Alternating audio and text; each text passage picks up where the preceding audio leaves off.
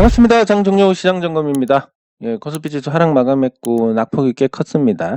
배당락에 이은 어떤 추가 매도가 영향을 끼쳤다라고 볼 수 있는데, 요런 하락이 나온 가장 큰 이유는 시장에 볼 게 없다. 예, 그러니까 그 배당 때문에 봤던 것조차 이제 볼 게 없다라는 관점. 배당을 줬으니까, 배당락으로 배당 권리를 받아갔으니까. 네, 그런 관점에서 본다면 예, 시장에 매력이 없는 상태에서 나온 하락으로 볼 수가 있겠습니다.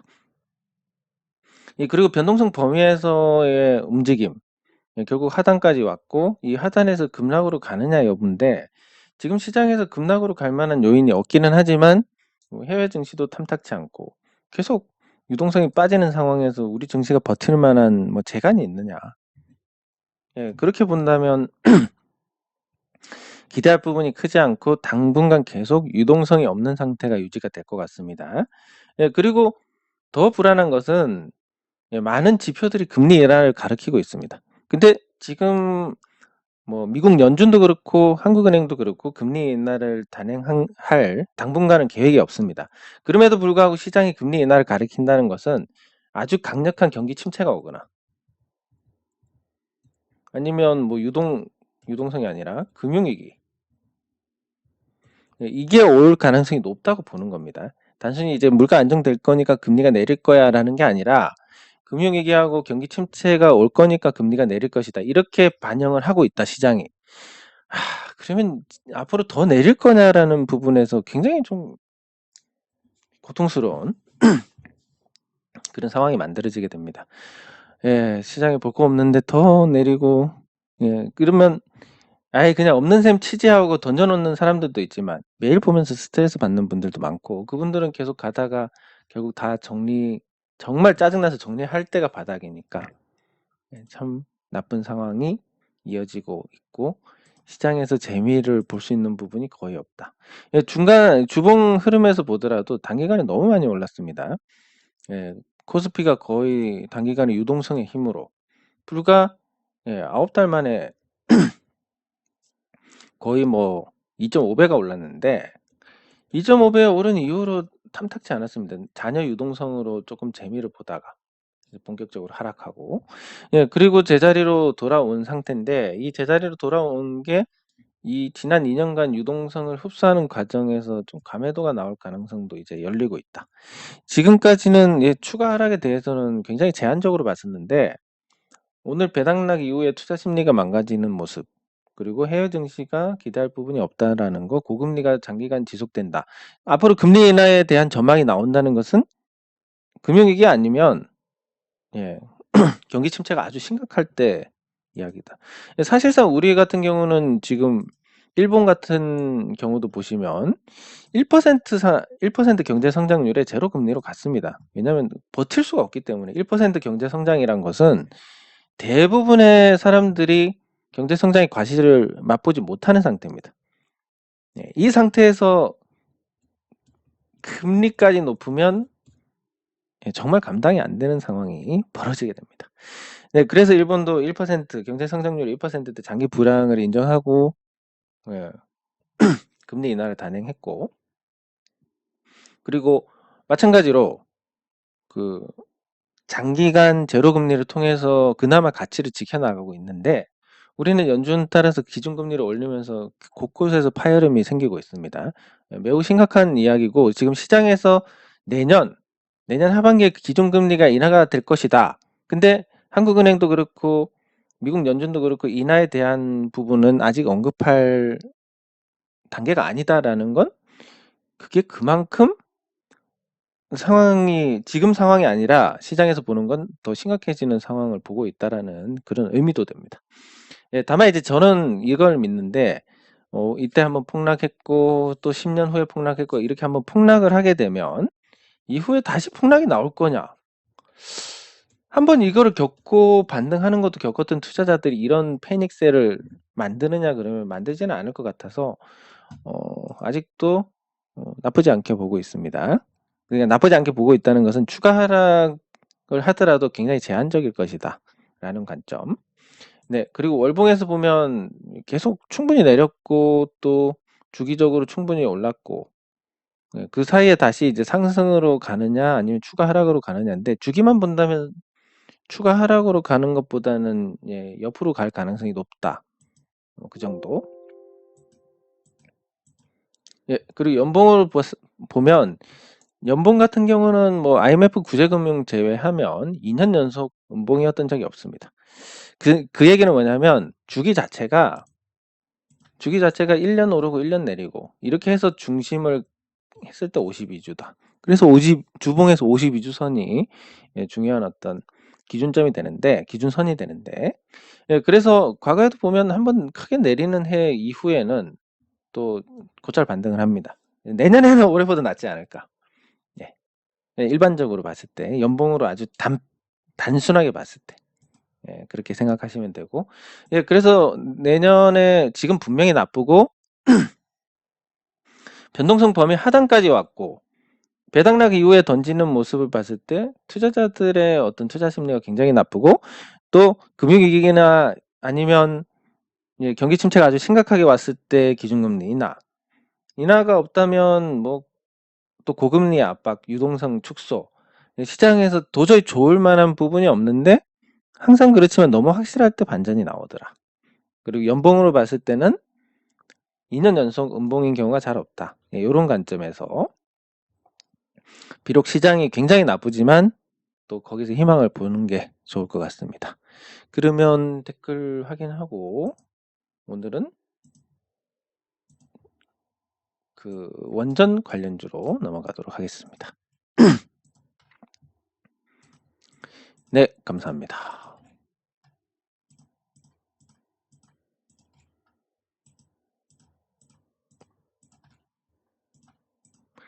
네, 감사합니다.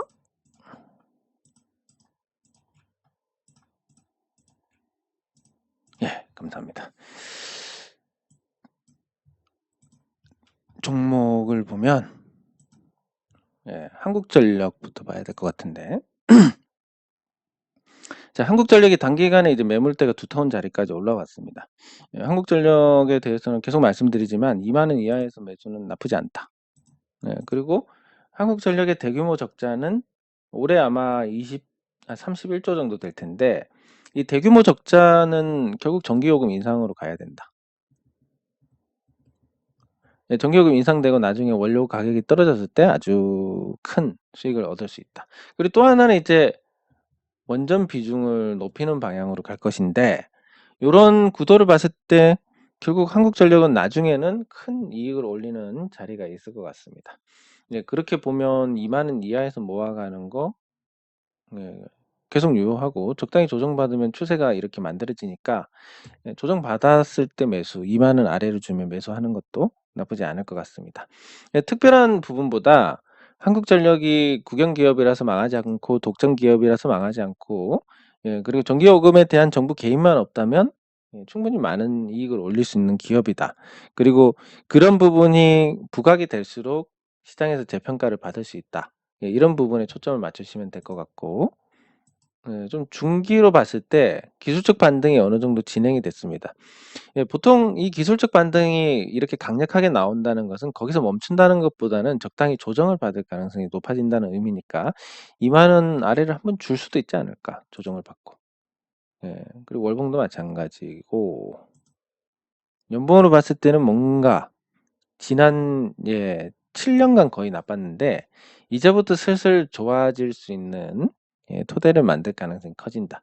이렇게 해서 이제 연봉에서도 5년선 올라타고 그렇게 되면 여기 보시면 아시겠지만 아주 간단합니다. 5년선이 이렇게 돌아설 때 올라서니까 한전 같은 종목들도 4, 5년간 올라갑니다.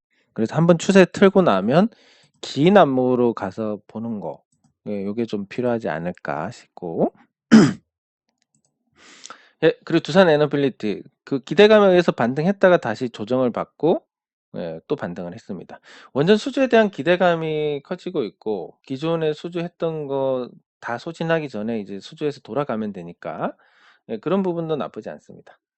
과거에 주식이 많이 늘어났는데 과거에 비해서 늘어났던 자리가 아직까지는 여유가 있으니까 2만 원대까지 올라가면 그때 가서 조금 부담, 이 2만 원까지 올라갔을 때 그때 가서 이제 비중 조절을 하면 될 것 같습니다. 이게 보통 과거에는 아주 고평가 기업이었는데 주가 계속 내리고 뭐 그동안 회사 가치가 조금씩이라도 좋아져 가지고, 그래서 지금은 이제 저평가 종목으로 바뀌었고, 이 저평가 종목이 일반적으로 이제 높은 이익을 내고, 그리고 앞으로 각광받는 사업을 하고, 그런데 저평가네 이런 종목들은 앞으로 한참 괜찮을 가능성이 큽니다.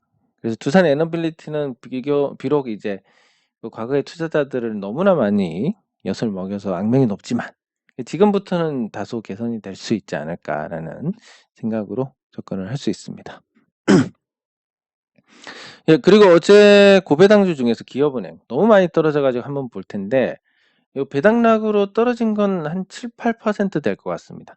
근데 여기서 추가로 내린 것은 시장 영향이고 개별적인 영향인데, 기업은행의 이런 과민 반응은 앞으로 기업들의 어떤 미래가 탐탁치 않을 가능성이 높다. 녹록치 않다. 탐탁치 않다. 예, 이렇게 나쁜 쪽으로 이제 생각하게 될 가능성이 큽니다. 왜냐면 그동안 산 게, 그렇게 해서 사서 꾸준하게 주가를 올린 게 배당 관련된 프로그램 매수가 주가 될 가능성이 크고, 그런 관점에서 보면 배당 관련 프로그램 매수하고 유입됐던 부분이 좀 빠져나가면서 나온 현상, 결국은 들어와서 나가는 그 과정에서 또 피해를 보고 배당금에 대한 권리만 뺏긴다, 이렇게 볼 수 있습니다. 긍정적으로 보기 어렵고, 금융주에 대한 관점은 이제 정부 개입이 나올 가능성이 크기 때문에 당분간 접근 안 하시는 게 바람직할 것 같습니다. 배당 시즌에만 관심을 갖는 종목, 그렇게 보시면 될 것 같고, 그리고 삼성전자가 오늘 좀 빠졌는데, 코스피가 삼성전자하고 연동되는 측면을 보면 그냥 같이 가는 겁니다. 그렇다 하더라도 이 저점이 이전의 저점보다는 훨씬 높은 상태고, 뭐 추가로 하락해도 제한적이고, 반등을 했을 때 삼성전자만큼은 기술적 분석이 잘 먹히지 않습니다. 그냥 누군가 사면 오르고 팔면 내리는 아주 담백한 흐름을 보여주고 있으니까, 그런 관점에서 삼성전자 주가 하락을 큰 의미를 부여할 필요는 없을 것 같다라는 생각입니다. 그 외에 또 많은 종목들이 배당락을 겪고, 배당락 이후에 추가 하락으로 투자 심리가 대번에 얼어붙었는데, 그럼에도 불구하고 또 포스코홀딩스 같은 종목들은 선방을 합니다. 단기간에 오름폭이 컸음에도 불구하고 선방하는 것은, 이 포스코홀딩스가 리튬 사업에 대한 가치가 얼마냐라는 거고, 그게 사실 가치 측정이 불가능한데, 굳이 가치 측정을 해보자라고 했을 때 약 회사 가치의 15% 정도가 관련이 있더라. 그러면 뭐 충분히 그런 명칭이 맞지 않겠냐라는 생각인데, 어쨌든 그 리튬에 대한 재평가로 또 분위기가 한결 개선이 됐고, 그래서 포스코홀딩스가 그 지주회사를 묶고 전환한 부분은 긍정적으로 생각할 수 있는 겁니다. 그리고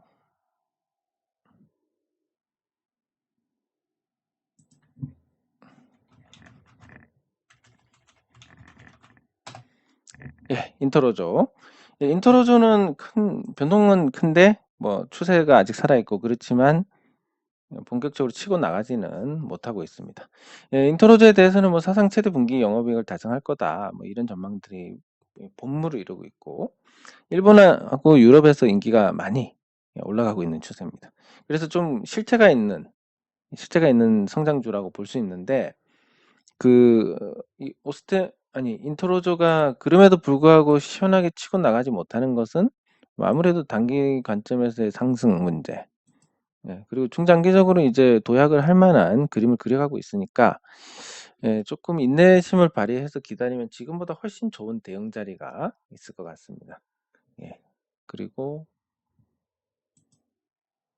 원익 QNC, 뭐 올해 배당이 늘어날 거라고 보고 배당락을 좀 많이 세게 받았습니다.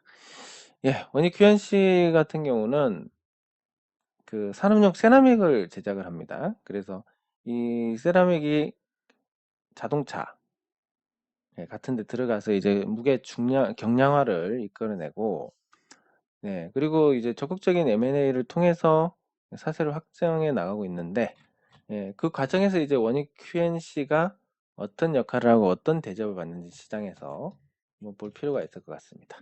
일단 원익 QNC는 저평가 종목은 아닙니다. 실적 대비해서 저평가일 수는 있지만 네, 전반적인 평가는 뭐 저평가라고 할 수는 있지만 그 정도 되는 종목도 널려 있다. 예, 이런 관점. 그럼 원익 QNC만의 어떤 정체성이 있느냐 그러면 이 회사가 이제 산업용 세라믹 제조하는 회사로 아직까지 그 제품의 변경이 없습니다. 예, 그리고 인수합병도 관련된 회사만 해 나가고 있고 사업을 보수적으로 잘 해 나가고 있는데 예, 그럼에도 불구하고 이제 치고 나가지 못하는 것은 아무래도 우리 주식 투자의 풍토가 예, 조금 뉴스 같은 데 너무 쉽게 반응하는 예, 그런 부분이 포함이 되어 있다고 볼 수 있겠습니다. 네, 그리고